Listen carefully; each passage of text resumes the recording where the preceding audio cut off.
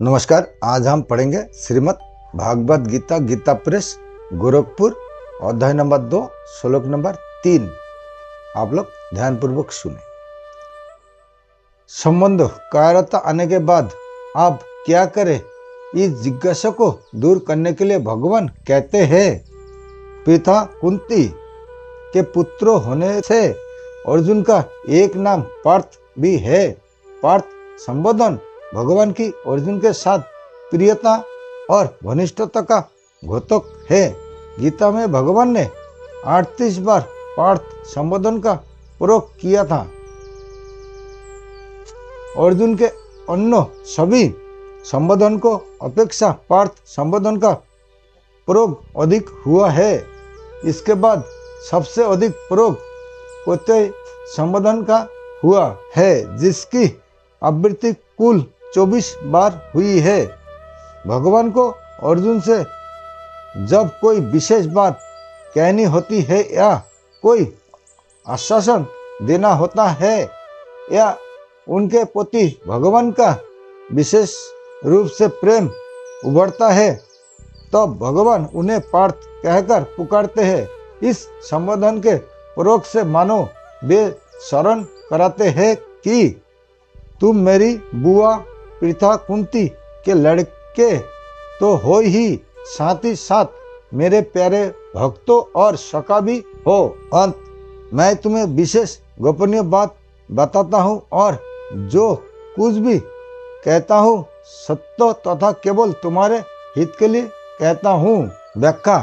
पार्थ माता पिता कुंती के संदेश की याद दिलाकर अर्जुन के अंतःकरण में सत्योचित वीरता का भाव जागृत करने के लिए भगवान अर्जुन को पार्थ नाम से संबोधित करते हैं।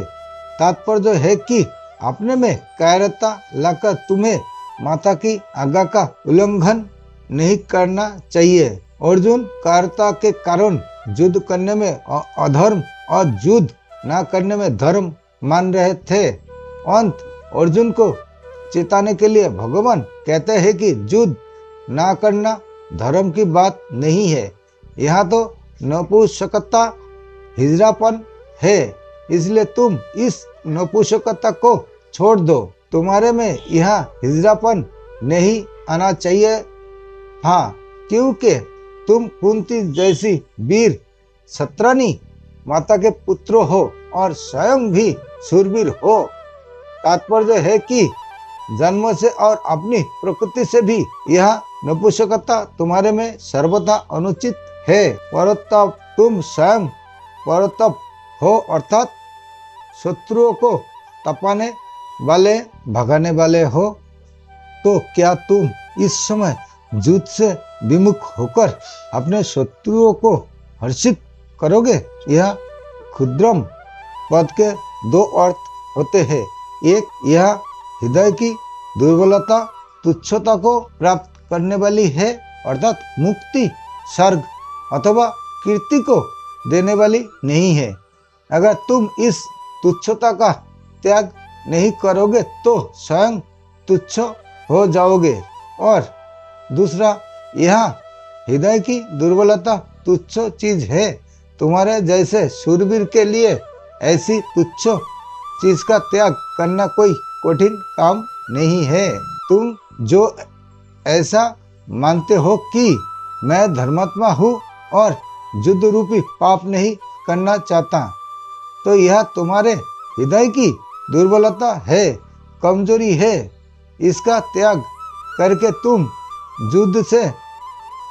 युद्ध के लिए खड़े हो जाओ, अर्थात अपने प्राप्त कर्तव्य का पालन करो। यह अर्जुन के सामने युद्ध रूप कर्तव्य कर्म है।